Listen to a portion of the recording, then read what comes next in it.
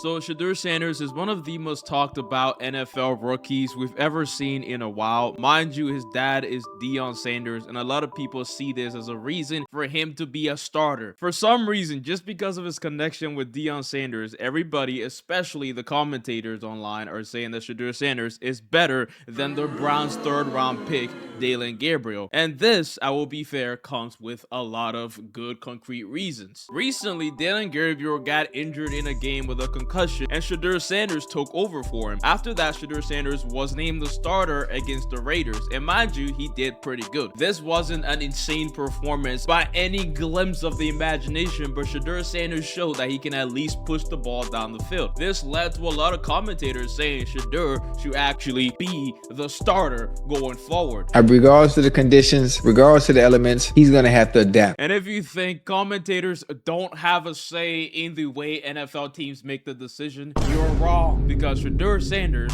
is actually being looked at as the possible foreseeable future quarterback of the Cleveland Browns. Insane. Sanders actually became the only rookie quarterback to win his starting game for the Cleveland Browns in like 17 years. Now, when I started the research, I looked at how Dillon Gabriel compared to Sheduer Sanders in college, and in college, I will say Sheduer Sanders was decently worse than Dillon Gabriel. This explains why Dillon Gabriel was drafted higher than him. And yes, I know this is something that's very hard to swallow for the Sheduer Glazers out there, but Dillon Gabriel was actually a more consistent quarterback overall. Sheduer, though, had the accuracy, he had the ability to move the ball downfield a lot more entertaining than Dillon Gabriel. Nobody wants to sit in their seats and see a quarterback throw 40 times for 40 yards. In college, though, Sheduer Sanders' biggest issue was being sacked a lot. And I took my time to see how being sacked actually impacts the quarterback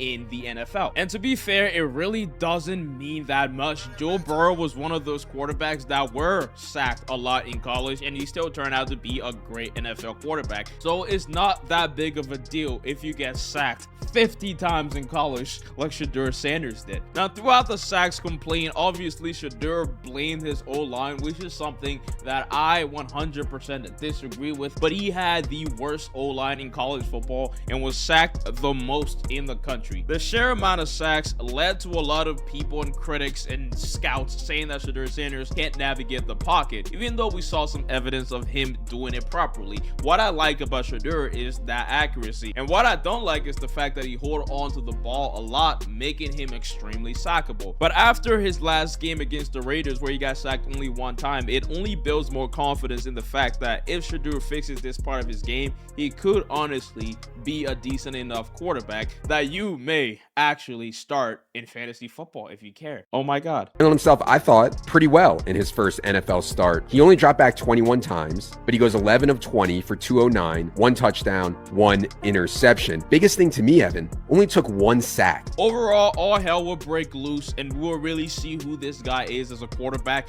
once he play a decent enough defense in the San Francisco 49ers today. Thank you for watching. Peace out. Bye-bye.